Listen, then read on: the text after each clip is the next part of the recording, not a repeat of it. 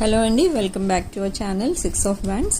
ఈరోజు రీడింగ్ వచ్చేసి అసలు మీ పర్సన్ మిమ్మల్ని సడన్గా ఎందుకు దూరం పెట్టారు, అసలు రీజన్ ఏంటి, ఏం దాచిపెడుతున్నారు మీ దగ్గర, ఇవన్నీ కూడా ఈ రీడింగ్లో చూద్దాం. ఎవరికైనా పర్సనల్ రీడింగ్స్ కావాలన్నా, రెమెడీస్ కావాలన్నా మాకు కాల్ చేయండి. వాట్సాప్ నెంబర్కి మెసేజ్ కూడా చేయొచ్చు. అన్ని రీడింగ్స్ అండ్ రెమెడీస్ కూడా. మీ పర్సన్ లైఫ్లో ఫ్యామిలీకి ఎక్కువ ఇంపార్టెన్స్ ఇస్తున్నారు.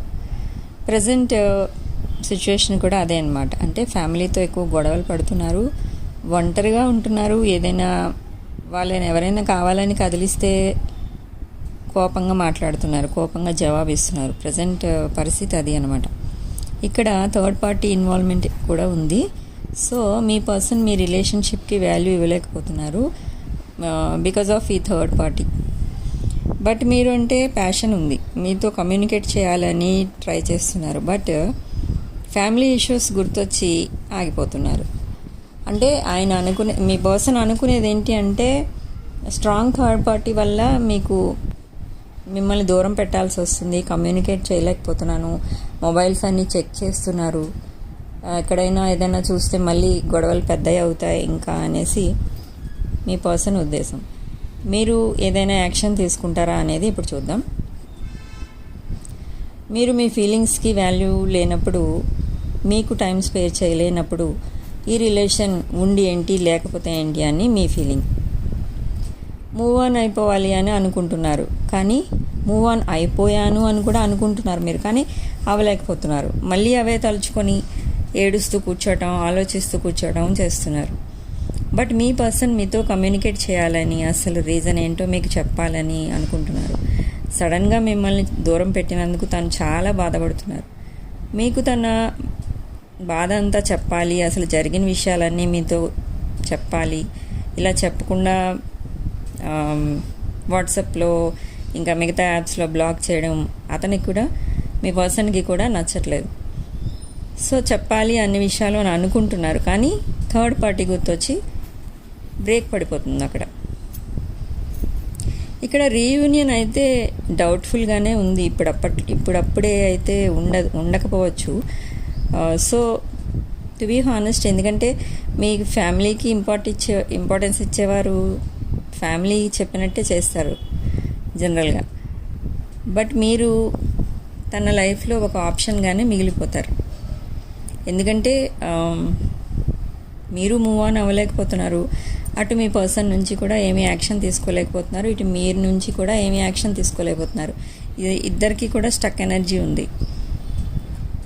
సో యూనివర్స్ మీకు ఇచ్చే అడ్వైస్ ఏంటంటే, ఈ సిచ్యువేషన్లో ఆల్రెడీ చాలామంది లైఫ్లో ఇప్పటికే ఇంకో పర్సన్ ఎంటర్ అయ్యారు. ఈ పర్సన్ మీతో హార్ట్ టు హార్ట్ రెస్పాన్స్ ఉంటుంది. మీకు కావలసిన ఫీచర్స్ అన్నీ కూడా ఈ సెకండ్ పర్సన్లో ఉంటాయి. సో మీరు చూస్ చేసుకోవచ్చు అనమాట. ఏంటంటే ఎవరు మీకు బెస్ట్. ఇక్కడ ఇద్దరు పర్సన్స్లో ఒకరు సోల్మేట్, ఇంకొకరు మీతో మైండ్ గేమ్ ఆడేవారు ఉన్నారు. అది మీరు ఐడెంటిఫై చేసుకోవాలి, నేను చెప్పకూడదు.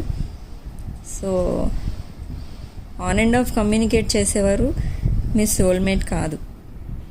సో డెసిషన్ మీకే వదిలేస్తుంది ఇక్కడ యూనివర్స్. సో ఈ ప్రజెంట్ ఇప్పుడు మీరు ఎవరి కోసమైతే ఈ రీడింగ్ చేస్తున్నానో ఆ వ్యూవర్స్ పర్సన్ ఎవరైతే ఉన్నారో, మీ పర్సన్కి అసలు తన ఫీలింగ్స్ ఏంటి అంటే, ప్రజెంట్ మీతో కమ్యూనికేట్ చేయాలన్నా కూడా ఓన్లీ మెసేజెస్లోనే చేస్తారు, కాల్స్ చేయరు. ఇంకేదో తెలియని విషయం ఏదో ఉంది, అది కూడా మీ దగ్గర దాచిపెడుతున్నారు. అది ఒకవేళ మీకు తెలిస్తే ఈ రిలేషన్ మొత్తానికే కట్ అయిపోతుంది, కంప్లీట్గా ఎండ్ అయిపోతుంది అనేసి మీ పర్సన్ అనుకుంటున్నారు ప్రజెంట్ అయితే. సో ఇక్కడ కొంతమంది విషయంలో ఏంటంటే, మీ పర్సన్ మీకంటే ఏజ్లో చాలా చిన్నవారు.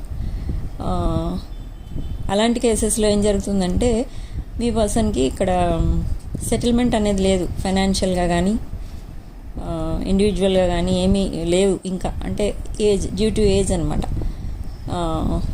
మీ పర్సన్ ఇక్కడ ఎవరైతే చిన్నగా ఉంటారో మీ ఏజ్ కంటే ఏజ్ డిఫరెన్స్ ఎక్కువ ఉంటుందో వాళ్ళు ఏమనుకుంటున్నారంటే ఫస్ట్ ఫైనాన్షియల్గా స్టెబిలిటీ రావాలి నాకు, నెక్స్ట్ అన్ని విషయాల్లో నేను సెటిల్ అవ్వాలి, అప్పుడు మీకు మ్యారేజ్ ప్రపోజల్ ఇవ్వాలి, మ్యారేజ్ అంటూ చేసుకుంటే మిమ్మల్నే చేసుకోవాలి, మ్యారీడ్ లైఫ్ అంటూ ఉంటే మీతోటే ఉండాలి అని అనుకుంటున్నారు ఈ కేసెస్లో. ఎవరైతే మీకంటే ఏజ్లో చాలా చిన్నగా ఉంటారో మీ పర్సన్ వాళ్ళు.